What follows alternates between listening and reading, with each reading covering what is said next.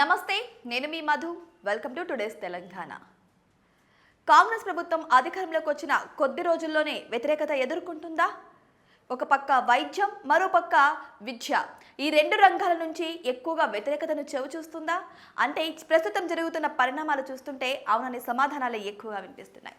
ఇక డీటెయిల్స్లోకి వెళ్తే ఆల్రెడీ ఫీ రీయింబర్స్మెంట్ కోసం ఎంతో మంది విద్యార్థులు ఫీ రీయింబర్స్మెంట్తోనే చదువుకుంటున్న విషయం కూడా అందరికీ తెలిసిందే. అయితే ఇది పిల్లలకే కాదు, ఇక వైద్య రంగానికి కూడా కొంచెం ఊరటనిచ్చే ఒక మంచి పథకం అనే చెప్పచ్చు.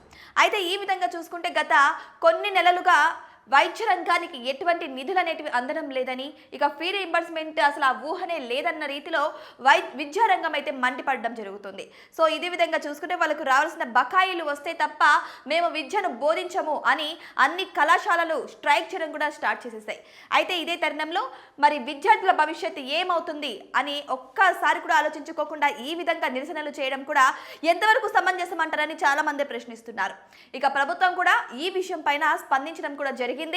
అయితే కొంతమేర నిధులను అయితే ఇవ్వడం జరిగింది. అయితే ఇప్పుడు కొంచెం అమౌంట్ ఇస్తాము, తర్వాత అంటే ఒక 600 crores దాకా ఇస్తాము, తర్వాత దీపావళికి ఒక 600 కోట్ల వరకు బకాయిలు చెల్లిస్తామని ప్రభుత్వం హామీ ఇవ్వడం అయితే జరిగింది.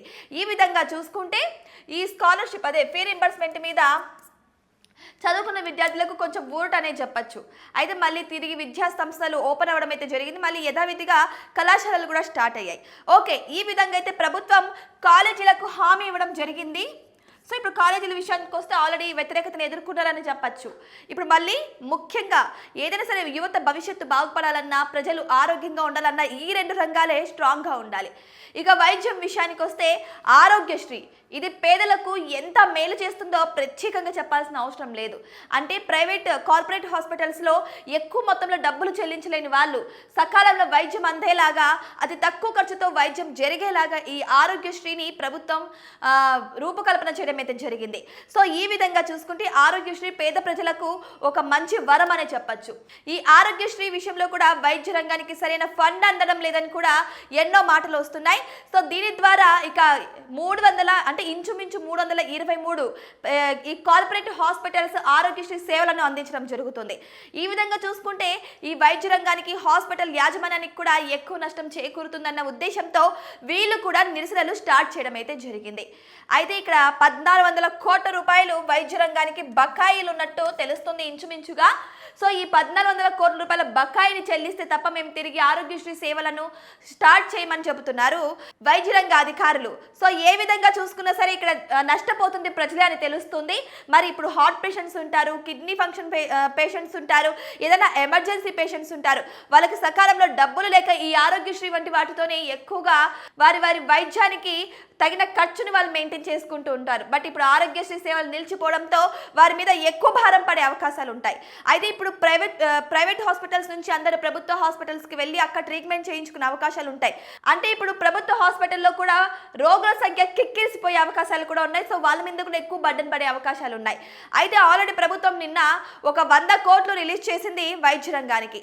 కానీ ఈ మాకున్న 1400 కోట్లలో 100 కోట్లు ఏమాత్రం సరిపోవని కళాఖండిగా చెప్పేసి వారి నిరసనలన్నీ కంటిన్యూ చేసుకుంటూ వస్తున్నారు. 1400 కోట్లు ఉంటే 100 కోట్లు ఇవ్వడం ఎంతవరకు సమంజసం అంటారని వాళ్ళు కూడా డిమాండ్ చేస్తున్నారు. సో ఆల్రెడీ ఈ యొక్క బడ్డెని తట్టుకోలేక ఎన్నో ప్రైవేట్ హాస్పిటల్స్ అయితే ఆరోగ్యశ్రీని రద్దు చేసుకొని వాళ్ళ యొక్క సొంత డబ్బుల మీద ఆధారపడడం అయితే స్టార్ట్ చేశారు.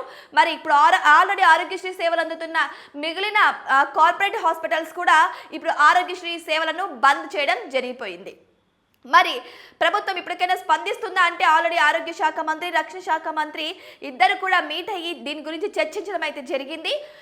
కిందటి ప్రభుత్వంలో 600 నుంచి 700 కోట్ల వరకు విడుదల చేసేవారు అని చెప్పేసి వాళ్ళు చెప్పారట. అయితే ఇప్పుడు ఈ ప్రభుత్వం వచ్చిన తర్వాత ఈ కొన్ని నెలల్లోనే 1700 కోట్ల రూపాయల వరకు మేము కేటాయించడం జరిగింది. అయినా నిధుల కొరత వల్లనే ఇలా జరుగుతుందని వాళ్ళు సర్ది చెప్పే ప్రయత్నం అయితే చేస్తున్నారు. కానీ సస్యమీర మేమైతే వినము, మాకు ఆరోగ్యశ్రీ ఇక్కడ అమలు అవ్వాలంటే తిరిగి ప్రారంభించాలంటే సేవలను ఖచ్చితంగా మా బకాయిలు మాకు చెల్లించాల్సిందే అని డిమాండ్ చేస్తున్నారు. సో ఇక్కడ వైద్యపరంగా చూసుకున్నా, విద్యపరంగా చూసుకున్నా నష్టపోయేది పేద ప్రజలే అనే తెలుస్తుంది. మరి చూద్దాం, ఇక మొండిపట్టుగా ఇలాగే ప్రభుత్వం ఉంటుందా, వాళ్ళకి తగ్గట్టే బకాయిలు చెల్లిస్తూ ఉంటుందా అనేది కూడా వెయిట్ చేసి చూద్దాం.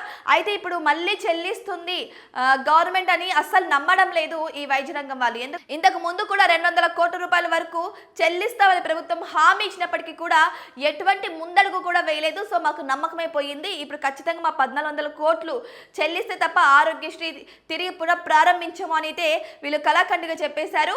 మరి ఈ పరిణామం ఎంత తీవ్రతకు దారి తీస్తుంది అనేది కూడా మనం కూడా వెయిట్ చేసి చూద్దాం. ఇటువంటి మరిన్ని ఇంట్రెస్టింగ్ అప్డేట్స్ కోసం మా ఛానల్ని సబ్స్క్రైబ్ చేసుకోవడం మాత్రం మర్చిపోకండి.